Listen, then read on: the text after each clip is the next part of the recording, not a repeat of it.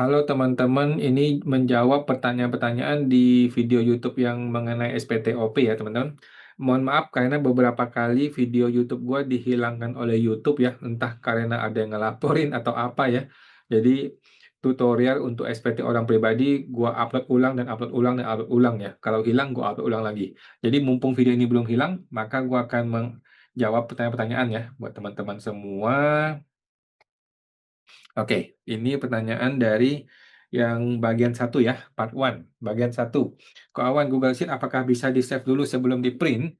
Kalau bisa di-save, caranya gimana ya? Saya cari nggak menemu tombol save. Oke, di Google Sheet itu tidak perlu save. Tuh, setiap tindakan yang kita lakukan itu otomatis otomatis save ya oleh sistem. Jadi sudah tidak ada namanya save-savean di dunia online Google Sheet ya. Apapun yang lu edit, maka otomatis tersimpan otomatis. Kalau mau balik, Ctrl Z ya, undo. Gitu. Kalau mau redo, Ctrl Y. Gitu aja sih. Jadi udah nggak usah save-savean kayak di zaman Excel dulu. Oke, thank you Pak Aha. Bapak Eko. Pak Awan, kalau kita mau trace daftar harta kita sebelumnya di e-filing, apakah bisa? Harusnya bisa masuk ke DJP online ya.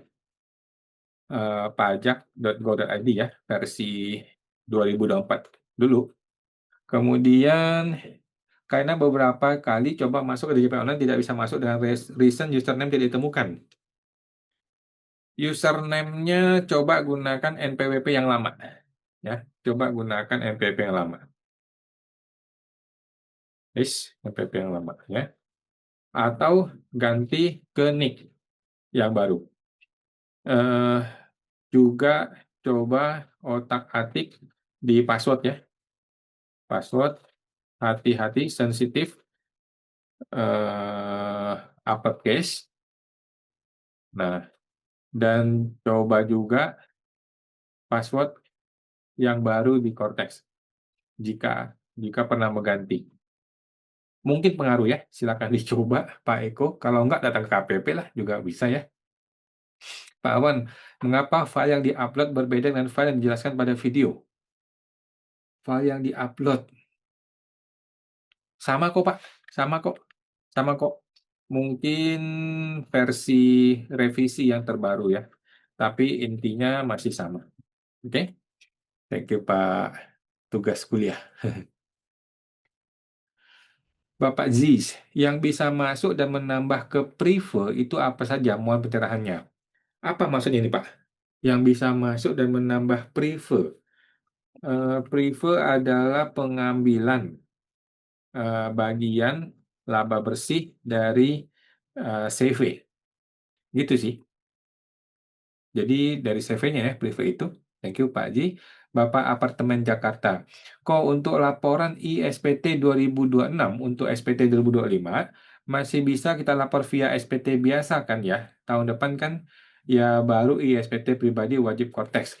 Sekarang Pak, sekarang sudah wajib Cortex ya untuk SPT tahun 2025 yang dilapor di Maret 2026.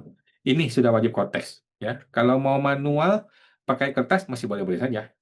Oke, Pak Apartemen, thank you. Bapak Mulyanto, kalau saya isi jujur semua, saya nggak berhasil cocokkan dengan total harta 2024 karena keuntungan saya ambil 50% dari penjualan. Nah, bagaimana supaya cocok sedangkan yang dibolehkan kan standar untungnya hanya 30% untuk penambahan harta. Oke, jadi gini Pak, boleh saja kok, boleh saja kok menaikkan harta dengan keuntungan 50%. Oke, asalkan bisa membuktikan apabila nanti ditanya petugas pajak. Ya, jadi boleh aja, nggak ada masalah ya. Walaupun KLU adalah profit maksimal 30%, tetapi jika WP bisa membuktikan bahwa eh, bisnis saya memang profitnya 50%, maka boleh-boleh saja pakai 50%. Gitu ya. KLU 30% itu digunakan apabila WP tidak bisa membuktikan apa-apa. Gitu. Maka digunakanlah standar yang dibuat pemerintah.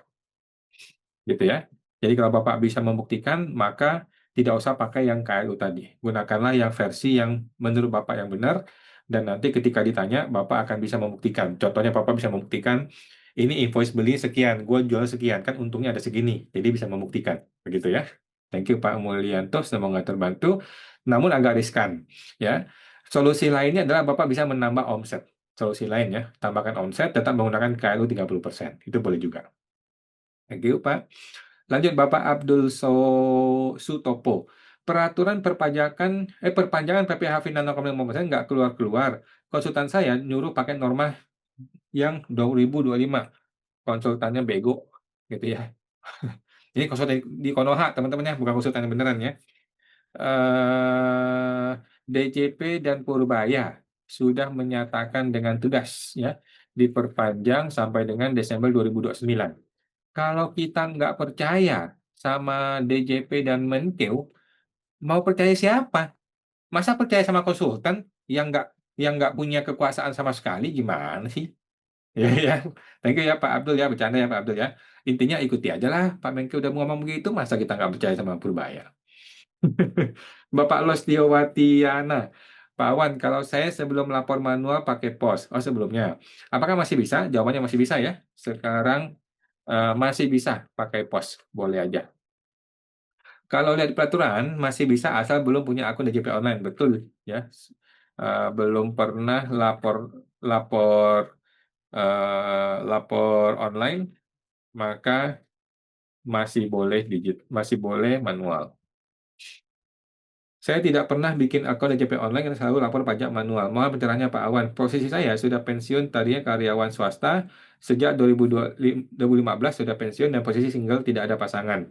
Selama ini cuma bantu orang tua urus toko dan mereka sudah ada laporan pajak terpisah. Makasih. Ya, boleh kok. Ya, masih boleh kalau mau lapor pakai kertas, silakan saja Pak.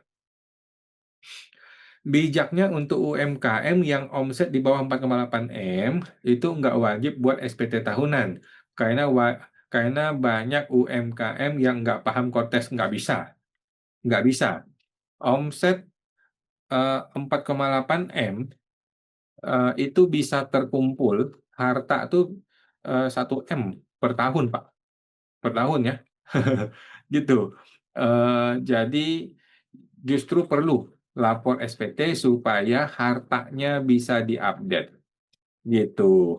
Nggak lucu dong tiba-tiba harta beli mobil Mercy, beli rumah 1 M, 2 M, 3 M, tapi nggak lapor SPT dengan alasan UMKM. Nggak.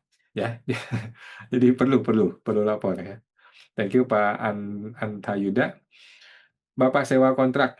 Kok, itu kan banyak yang LB dan inginnya nihil. Kalau cari berapa tambahan penghasilannya dengan coba-coba sekian masih belum tepat, lalu coba dan coba lagi sekian masih belum tepat. Jadi kan lama nih ketemunya.